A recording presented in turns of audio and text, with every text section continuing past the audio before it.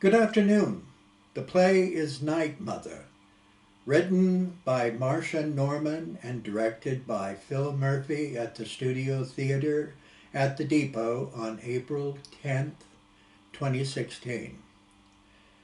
I do know this for those who commit suicide. They do have a personal reason doing it. My mother's brother, my Uncle Lynn, after many years of physical anguish, quietly took his own life without even leaving a note. He died alone. The whole family could only guess. But in Night Mother, there is a witness who can tell her story. I definitely don't want to minimize the depth of this tragic event, but I strongly believe society should keep open eyes and ears to suicide and prevent the many individuals who are involved from having to perish alone.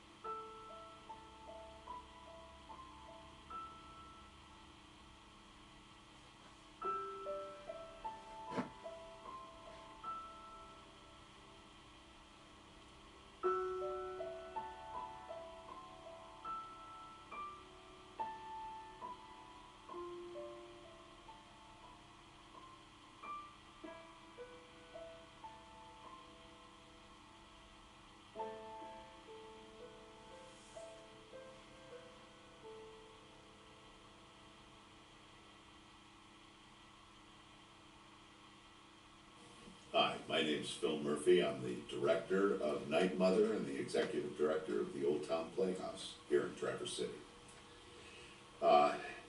Wayne asked me to kind of encapsulate what the show Night Mother is about. It's a play by Marsha Norman, a Pulitzer Prize-winning play, as a matter of fact, that premiered in New York in 1983, the year before at ART in Boston, and before that at the Actors Theater of Louisville as part of the Humana Festival. It starred Kathy Bates and Ann Petoniak. Kathy Bates, who was new to the scene at the time, it was 1983 after all, well, to give you a little, before I give the synopsis, I guess, a little bit about, I had the great privilege of seeing it on Broadway shortly after it opened in 1983 and was just devastated by it, and has stayed with me all these many years, and I've always wanted to work on the play in some capacity. Obviously as director, since it's two women in the cast, I was not about to be able to do that. But it has been a play that I found important for me. It was a devastating and shattering experience to see it and experience it for the first time. And the play is, it's arguably about a lot of different things, but mostly, I think first and foremost, it's about two women in crisis. It's a mother and a daughter who find themselves of a Saturday night attempting to communicate with each other in a way that they have not had to before, simply because the daughter has announced that before the end of the evening is over, she's going to kill herself, which immediately raises the stakes. As we say theatrically, it's the inciting action of the play, and everything moves from that point forward. And it's just two women having a normal Saturday night.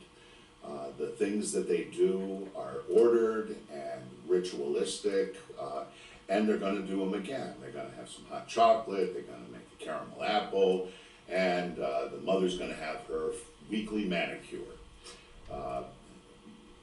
But now, as I say, the stakes have been raised, and you have two women who look at their lives and examine them and try to find a way to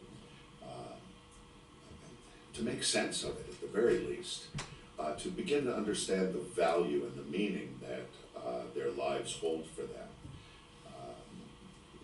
The ultimate outcome is the stuff of Greek tragedies, but what's going on is so usual that it almost rides in opposition to what is going on, thereby creating a great deal of conflict and engaging the audience in a very direct way. Is there any old towels? Here you are. Towels you don't want anymore? How about this swim towel Loretta gave us? What are you doing in there? Do you want it? And like a big piece of plastic, like a rubber sheet or something. Don't go Garbage making bags a and big things like mess, that. Jess. 7:35 already. And like maybe an old pillow or blankets we got in a soap box sometime. I said, don't make a mess. Your hair's black enough, hon. It's not for my hair, Mama. And like an old pillow or a foam cushion from a lawn chair. That'd be real good. You haven't forgot what night it is, have you? They're all chipped, see? I've been waiting all week, Jess. It's Saturday night, sugar. I know, Mama. I got it on the schedule. You want me to wash them now, or are you making your mess first? And we're out of these. Did I tell you that already? I ordered you a whole case. It'll be here tomorrow. Okay, so we'll go stale, Jessie. We find in these two women something of ourselves. That's what theater is wont to do anyway, and it certainly does that in this case in a very strong and emotionally engaging way. It touches an aspect of our natures that we know. I doubt that there's anyone who in their lifetime has not questioned their value and the meaning of themselves in the world that they find themselves in, which sometimes leads to questions about, what if I did away with myself? What if I wasn't here? What would that mean? And sometimes we take those things seriously, sometimes we just ask the question. And sometimes we've dealt with it in our lives through others. I think we'd be hard pressed to find anyone in any given audience who hasn't had some touch to the indelible mark that suicide has on our psyches, on our thinking, on our worldview. And that is one of the challenges in the play, is that the mother's worldview is not as expansive as we might like it to be. Her arguments for and against suicide are good arguments, not necessarily compelling all the time. And I know when I saw it the first time, I was sitting in the audience going, well, try this, try that, try the other thing. And there comes this wonderful moment where you realize that the world in which these two women live is a world that has limited them in some way. They don't see it. They're not able to step outside of that. The daughter's view is that it's a negative for her. She's an epileptic, she can't work, she's an agoraphobic, she has a son who's a criminal, an ex-husband who cheated on her, and her life doesn't hold for her the same meaning that it might for someone else her mother, for example, who lives in the same space, shares it with her, shares much of her worldview, but isn't downtrodden by it. She dreams of something larger, even if she can't attain it, and she's content with that. And therein lies some wonderful conflict between the two women and the way in which they perceive value and what's important to them. And therein lies, I think, the heart of the play. Ricky's gonna be a fine boy, Jess, but I gotta tell you, I wouldn't want Ricky to know we got a gun in the house. Here it is. I found it. It's just something he's going through. Maybe he's in with some bad people. He just needs time, sugar. He'll get back in school or get a job, or one day you'll get a call and he'll say how sorry he's been for all the trouble he's caused you, and invite you out to supper, someplace dress up. It's not for him, Mama. It's for me. Well, I don't think you'd shoot your own boy, Jess. I know you felt like it. We've all felt like shooting somebody, but we don't do it. I just don't think Mama, we did. your hands aren't washed. Do you want this manicure or not? Yes, I Then do. wash your hands and stop talking to me about Ricky. Those 2 rings he stole were the last valuable things I had, so he started it on other people. Door to door. Wish somebody would lock him up. Turn him in myself if I knew where he was. You don't mean that. Every word. Now wash your hands, and it's the last time I'm telling you. Should have got you to bring down that milk can. Agnes Fletcher sold hers to somebody with the flea market for $40 a piece. I'll go back and get it in a minute. There's a wagon wheel up there. There's even an old churn. I'll get it all if you want. What are you doing? Barrel has to be cleaned, Mama. Old powder, dust gets in it. What for? I told you. And I told you, we don't get criminals And down I here. told you the gun is for me. You can have it if you want. When I die, you're gonna get it all anyway. I'm gonna kill myself, Mama. Very funny. Very funny. I am. You are not. Don't even say such a thing, Jessie. How would you know if I didn't say it? You want it to be a surprise? You're laying in bed or brushing your teeth and you hear this noise down the hall? Kill yourself. Shoot myself in a couple hours. It must be time for your medicine. Took it already. Then what's the matter with you? Not a thing. I feel fine. You feel fine. You're just gonna kill yourself. Waited until I felt good enough, in fact. Don't make jokes, Jessie. I'm too old for jokes. It's not a joke, Mama. That gun's no good, you know. He broke it right before he died. Dropped it in the mud one day. Seems okay. I have Cecil's already in there if I couldn't find this one, but I'd rather use Daddy's. Well, these bullets are nearly 15 years old. These are from last week. Where did you get those? Feed store Dawson told me about. Dawson. Told him I was worried about travelers. Thought it was a good idea. Even told me what kind of bullets to ask for. Jessie Cates is the daughter in this show. She's played by, in our version, Elizabeth Stewart, very capably.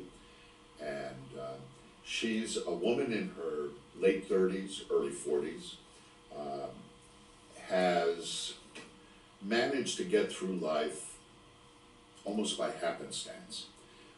She's an epileptic.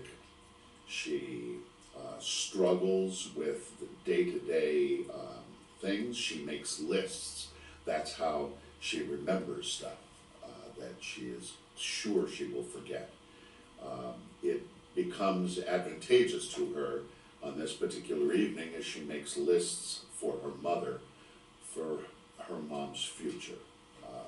She is concerned that she does not hold value in this world, and that she does not value the world the way others do, and that has become an aspect that she is no longer able to live with. She wants to do something about her life, and she feels that she can't. Her illness, her agoraphobia, all the things that go with it in her life have stopped her from moving outside of that point of view, if you will. She can't control those things. She can't do anything about those things. But the one thing she can do about is the way in which she confronts it. And she sees that as the most compelling reason for her to attempt suicide, because it is something she can do. It is something that's an end in itself, and it will give her the peace and quiet that she so richly desires. I mean, it's such a strong aspect of her world.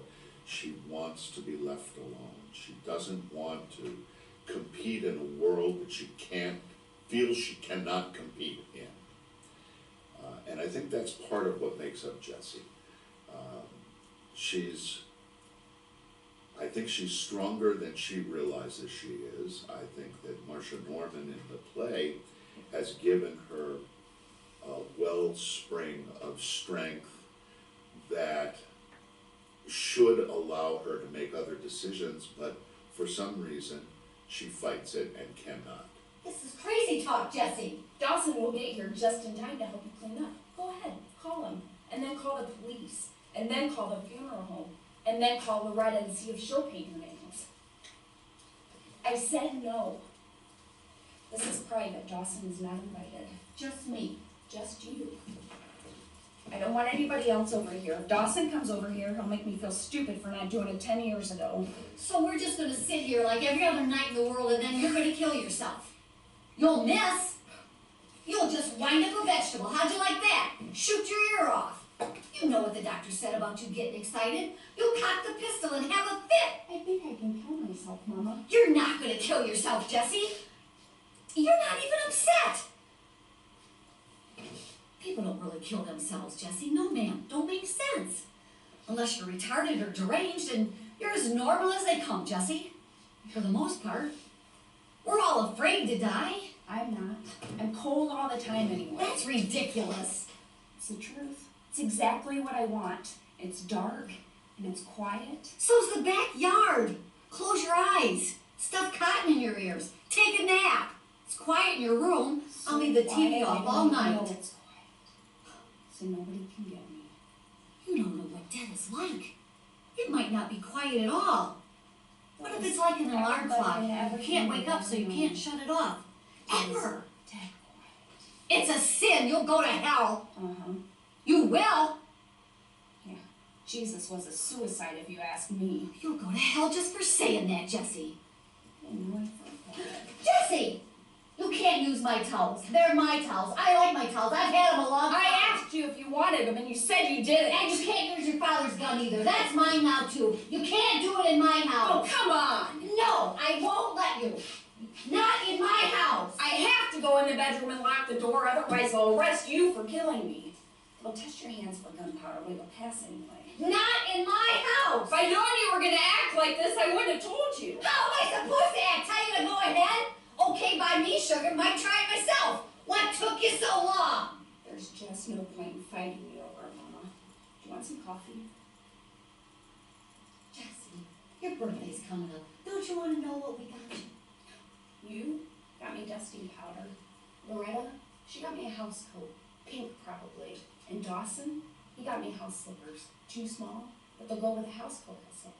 Right? Thelma Cates, the mother, played in this instance by Bernice Whidrake, is a woman subject to flights of fancy.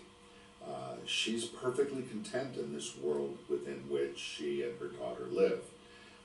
It doesn't bother her. She's not agoraphobic, she will leave and she will go outside, but you get the impression that she probably doesn't do that a whole lot either. They're really much like one another in some great respects.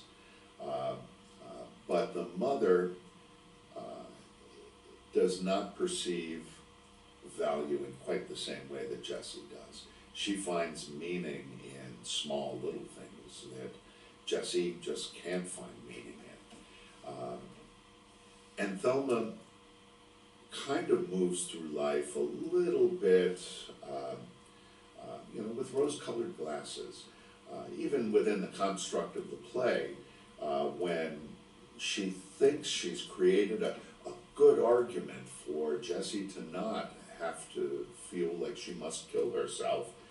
She immediately slips back into this fantasy world where she perceives that Ricky, the son of Jessie, who is a career criminal at this point, obviously, as we learn through the construct of the show, she perceives that Ricky's going to someday just be okay, and he'll get married, and he'll be normal, and everything will be rosy, and we'll all sit around and eat salads, and isn't life grand? And this is one of the things that Jessie actually rebels against, where she says, you see, this is what always happens. You take reality and you turn it into fantasy. And I can't live in that world anymore because my life is very real. It's not fantastical. It's not going to be, I'm not going to find solace in crocheting or having a pretend job.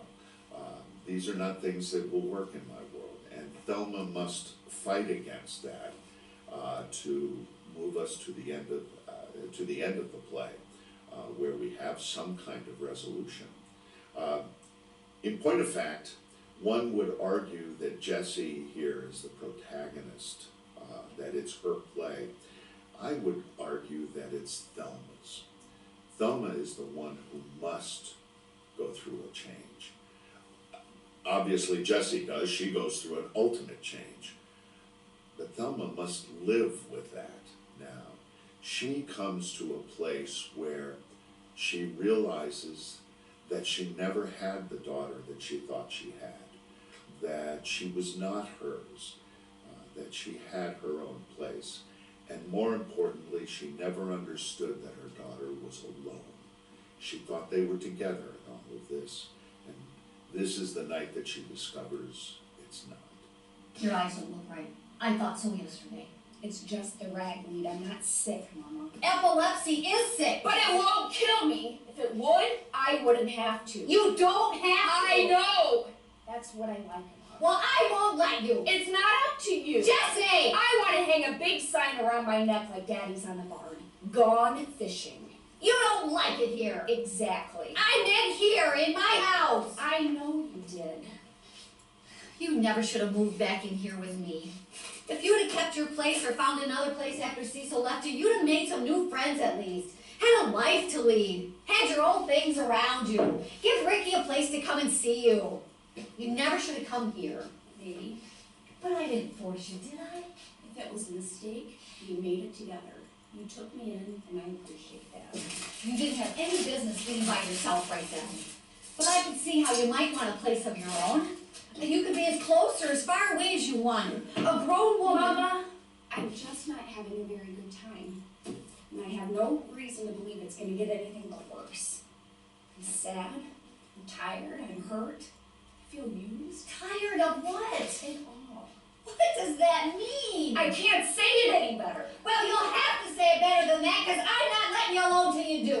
What were those other things? Hurt? You had this all ready to say to me, didn't you? Did you write this all down? How long have you been thinking about this? Off and on 10 years. If you ask me why this play was written, I don't know that I can answer that. I'm not sure what truly prompted Norman to do it. However, I do know that it was John Jory who said, you must write a play, and he gave her some particular structure of what he wanted. And it could be about anything, but he wanted it to, and I may be overstating it, how influential he was at that point, but he did ask her and commission her to write something specifically. And this was the play that she came up with. I think it was her second.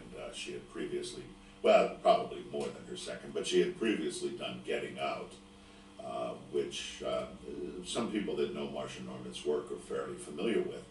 Also a very tough piece. surprisingly, since then, you know, she has written the books for Secret Garden, The Bridges of Madison, you know, all this other stuff, and she's writing another musical now, I believe. You know, and so she gets drawn into any of a number of things, but she hasn't written with the darkness that I think she once wrote. It seems to live within her scripts, however. It's what you think is true. I know. It's what I think is true. But I can't do anything about that! No, you can't! I can't either. About my life. To make it better. Change it. Make it work. But I can stop it. I can shut it off. Turn it off like the radio when there's nothing on I want to listen to. It's all I have that belongs to me. And I'm going to say what happens to it.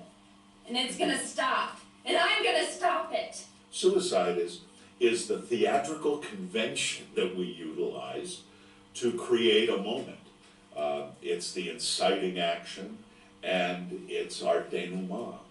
It's our changed world at the end, so that we can find a new stasis. I mean, those are all, you know, very theatrical types of elements, but they're very valuable. I remember once when I was in a playwriting class, I was told, if you don't get the point across of what your play is about, and not even about, but what moves your play. If that doesn't happen within the first 9 minutes, you're not going to get 9 pages, basically. You're not going to get your audience. And almost to the moment, Marsha Norman, at that, you can almost look and go, okay, we're about 9 minutes, 10 minutes into the play, and she says, I'm going to kill myself, Mama. Okay, we're off and running. We now know that this is what is going to inform the next hour and a half or whatever. Back where? What's it like over there where you are? Do people always say the right thing or get whatever they want or what? What are you talking about? Why do you read the newspapers? Why don't you wear that sweater I made for you? Do you look at me, do you see the same old woman or just any old woman now? When you have a fits, do you see stars or what? When you fall off a horse? Why did Cecil leave you? What did you do with my old glasses? They're in the bottom drawer of your dresser in an old milk and magnesia bottle. And Cecil left me because he made me choose between him and smoking. I know he wasn't that dumb, Jessie. I really knew why he hated it so much when it's so good. Smoking's the only thing that I know that's just like it was the last time and always there when you need it. And quiet. Your fits made him sick and you know it. Say seizures, Mama. Not fits. Seizures. And it also enabled me to realize that I gotta steer away from the melodramatic elements of it, because there is a lot of opportunity in this play to just soak up melodrama. In fact, one night in rehearsal, we were sitting, I was sitting right across from the actresses who were at this table, going through a sequence at the end of the play that probably was about a 3-minute. And they must have made it almost 10 minutes long. My knee was bouncing up and down. It was everything I could do not to stop them, but I didn't want to stop them at that point. But afterwards we talked about it. I said, what was so important about the iPod? It was just dripping in significance of nothing. And I said, you may have your audience in utter tears, but it may be not for the reason you want them in tears at that point in the play. I said, people don't do that. Just talk about it. This is what you're doing. This is the iPod that I want to have go to Loretta because Dawson bought it for me and, yada, yada, yada. It's a conversation, and that's what these two women are doing throughout this play, is they're talking. Sometimes they're moving past one another, they don't even see each other, they talk, they're both talking on totally different planes at the same time. Sometimes they talk over each other, and we get a sense of these people actually live in this space. They move through it like they know where they are, and they're not constrained in any way. I've added a few points in my direction that I said, I really want you to be here when this occurs, because it creates a good, strong stage picture for the audience. He was the best carpenter I ever saw. That little house of yours will still be standing at the end of the world, Jessie. You didn't need a porch, Mama. All right, I wanted you to have a husband. And I couldn't get one on my own? How are you gonna get a husband never opening your mouth to a living soul? So I was quiet about it. So what? So I should have just let you sit here, like your daddy? Sit here? Maybe. Well, I didn't think so. Oh, what did you know? I never said I knew much. How was I supposed to learn anything living out here? I didn't know half the things I did in my life. Things happen. You see what you can do about them, and you see what happens next. I married you off to the wrong man, so I took you in when he left. I'm sorry. I wasn't the wrong man, Mama. He didn't love you, or he wouldn't have left. He wasn't the wrong man, Mama. I had somebody come up and say, how did you get Jessie to model her face the way she does? And I said, I didn't have to. I said, that's, with her emotions came that modeling, a very effective thing. And the audience understands that, Again, that's when it becomes visceral. And when you get to that level, you start to talk to people at their emotional base. And that's where we wanted to move it. That's the attempt to present it in such a fashion that it allows for the meaningfulness of the play and its interpretive elements to rest with the audience, not with the characters. The characters are not telling you, or, they're not telling you to feel a certain way. They're not indicating in such a fashion that you have to feel something. They're going through their process, and the audience gets to join them in that. And that's when I think theater works best. I'm ready for my manicure, I guess. You want me to wash my hands again? It's time for me to go, Mama. No, Jessie, it's too soon. I have to go, Mama. No, Jessie, it's not time yet. Let go of me, Mama. I can't let you go. You didn't say it would be so soon. I'm Let go of scared. me. I love you, Jessie. I've said everything I've had to say. You said you wanted to do my nails. I can't. It's too late. It's not too late. I don't want you to wake Dawson and Loretta when you call. I want them to be up and dressed so they can get right over. They wake up fast if they have to, Jessie. They don't matter here. You do. I do. We're not through yet. We've got a lot of things to take care of. I don't know where my prescriptions are. I don't know what to tell Dr. Davis when he calls. Or how much you want me to tell Ricky? Or who to call to rake the leaves? Don't try and stop me, Mama. You can't. Yes, I can. I'm going to stand in front of the store and you can't get past me. You'll have to knock me down to get past me, Jessie. I'm not a